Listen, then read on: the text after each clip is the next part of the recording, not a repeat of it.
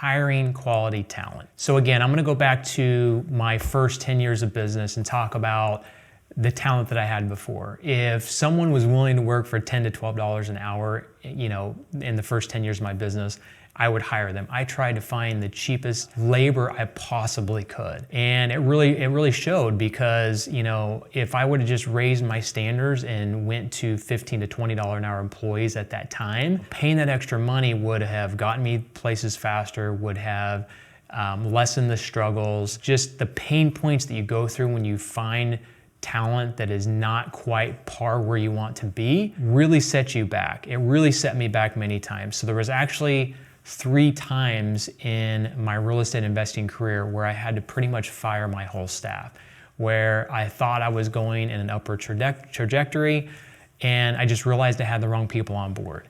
And anything from people stealing from me to not showing up to me letting them live in my houses. There was 3 times where I had to kind of clean house, if you will, and start all over. And it was about 10 years ago that I cleaned house for the 3rd time where I said, I can't do that anymore. And so I actually reached out to my sister and I said, hey, you've been running the business that you've been with for, I think it was somewhere between 10 and 15 years at that time. I said, I see how you run things and kind of your personality. Will you come on board and work for me?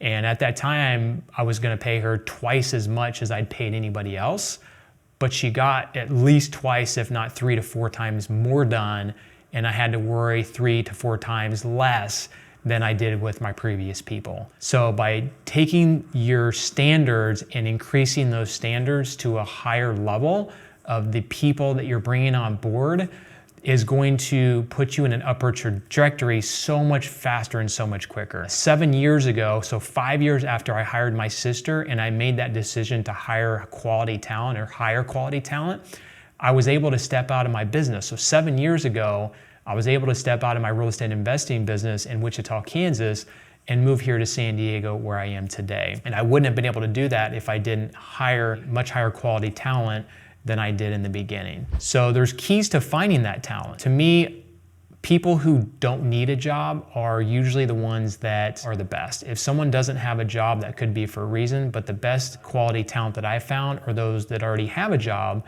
that either reached out to me and said, hey, I'm looking for a new change, or they're people that I found like my sister that weren't necessarily looking, but I was able to run into them or conversate with them in some way and say, hey, by the way, I really like the way you do business. Will you come work for me? Another key point of quality people, them not jumping around from job to job a lot. If you look at resumes and you see someone that has only been, at most of their jobs for about a year, those are people I typically don't hire. The best quality talent that I've seen are those that have been with a company 2, 3, 4 years or more, but the best ones that I've found are actually those that have been at their company 5 and even 10 years plus. I've hired 3 different people that have been at their business 10 years plus, and those are probably the best 3 hires I've made. So if you get anything from this, it's take a look at the quality of people that are in your organization, and it's not just employees, it's also contractors, it's also coaches. Look at the people around you and look at the quality of people you're surrounded with and the people you're hiring.